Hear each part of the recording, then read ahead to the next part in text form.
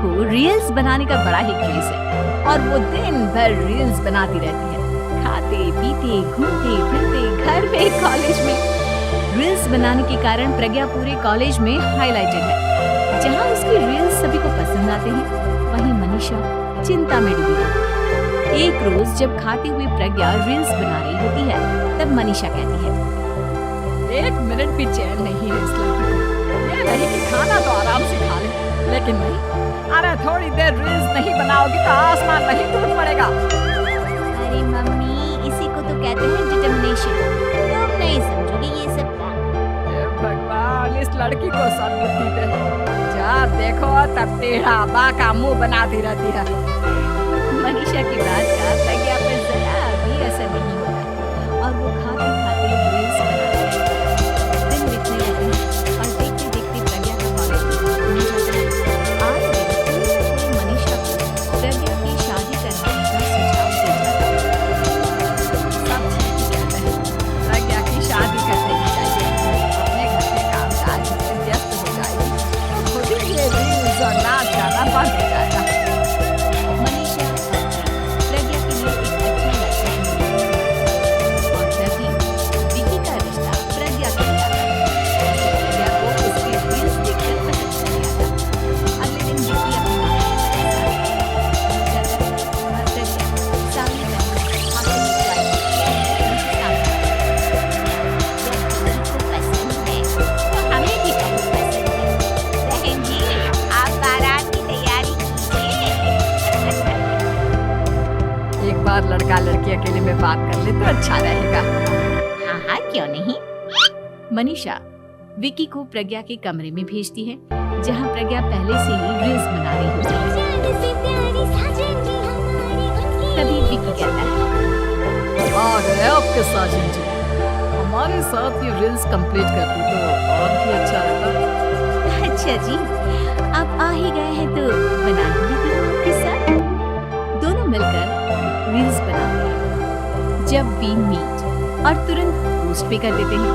फिर विकी कहता है, जब आप साड़ी में चाय लेकर आए तब मुझे लगा कि कहीं मैं गलत घर में तो नहीं आ गया। अब सही है। दोनों की शादी पक्की हो जाती है और शादी के दिन भी प्रज्ञा रील्स बनाने से चूकती नहीं। यहाँ तक कि बारात के समय भी नाचते हुए रील्स बनाती है। सभी लोग प्रज्ञा की तारीफ के पुल बांध देते हैं और प्रज्ञा नाचती गाती अपने ससुराल चली जाती है। सब कुछ अच्छा चल रहा होता है।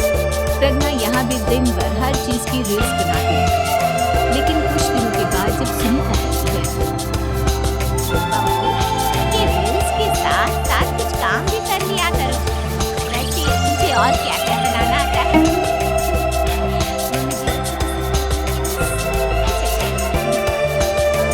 लेकिन मुझे लगता है कि मैगी अच्छा बना लेती हूँ। हाँ, कॉफी भी अच्छा बना लेती हूँ।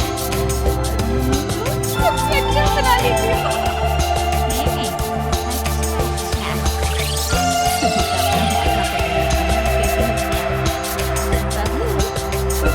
खाना बनाना भी सीख लेती।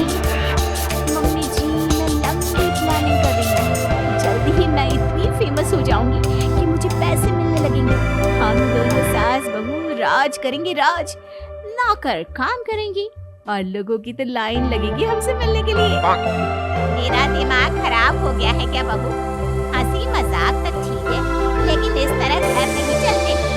जितना जल्दी हो इस घर के तौर तरीकों को सीख लो। प्रज्ञा मुंह घुमाकर चली जाती है और तुरंत उसी वक्त एक रील बनाती है। ये देख सुनीता का गुस्सा 7वें आसमान पर चला जाता है और विकी के घर आते ही सुनीता उसे सब कुछ बताती है। विकी भी अब प्रज्ञा की इन हरकतों से परेशान हो जाता है। तुम टेंशन मत लो मम्मा, मैं देखूंगी। विकी कमरे में जाता है तो देखता है कि प्रज्ञा रील्स बना रही है। विकी बड़े ही प्यार से प्रज्ञा से कहता है, प्रज्ञा, इन सब के लिए मैं तुम्हें मना नहीं कर रहा, लेकिन फिर भी हर वक्त तो ये अच्छा नहीं लगता है। समझने की कोशिश करो, मुझे भी तुम्हारा थोड़ा वक्त चाहिए। मैं जब ऑफिस से आता हूँ तो मुझे समय देने की जगह इसी में लगी रहती है। तुम ज्यादा ही सोचते हो। तुम भी मेरे साथ रील्स बनाओ ना, तुम्हें भी बहुत अच्छा लगेगा।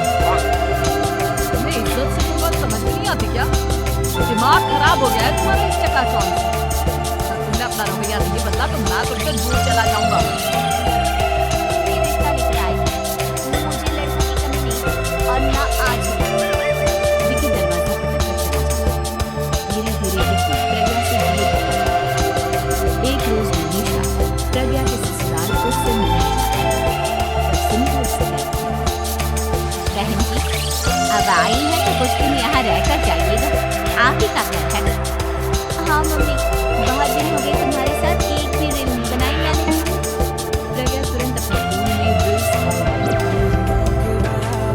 ये सब मुझसे नहीं होगा। मेरा ये भूत अभी तक नहीं उतरा क्या?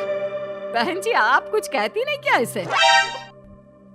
जब आप ही कुछ नहीं कर पाई तो मैं कर ही क्या सकती हूँ। सास तो वैसे ही बदनाम है। शाम को घर की लाइट चली और मनीषा प्रज्ञा से कहती है, मेरे घुटनों में बहुत दर्द हो रहा है। तो लाइट का कुछ इंतजाम करना बेटा। अच्छा, कैंडल जला देती हूँ मम्मा। प्रज्ञा गाते हुए कैंडल जलाती है और खिड़की के पर्दे के पास रख देती है।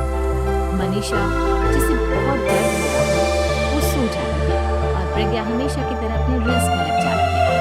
उधर कैंडल की वजह से पर्दा आग पकड़ लेता है और मनीषा के कमरे में आग लग जाती है। बचाओ! बचाओ! सभी भागते हैं और विकी कमरे की आग बुझाने में लग जाता है, लेकिन तब तक मनीषा आधी जल चुकी थी। मनीषा की हालत देख प्रज्ञा रोने लगती है।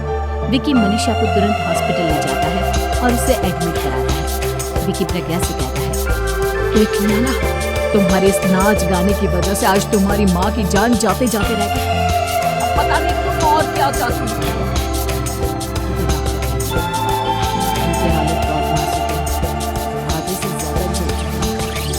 प्रज्ञा ने दिल्ली मंदिर में जाती और भगवान के आगे जाकर कहती है, भगवान, मेरी माँ को ठीक कर दो।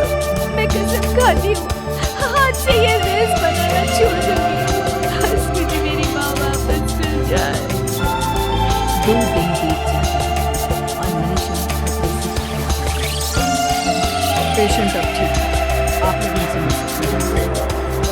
सबको मनीषा से मिलती है और प्रज्ञा सबके सामने हाथ में तोड़ देती है।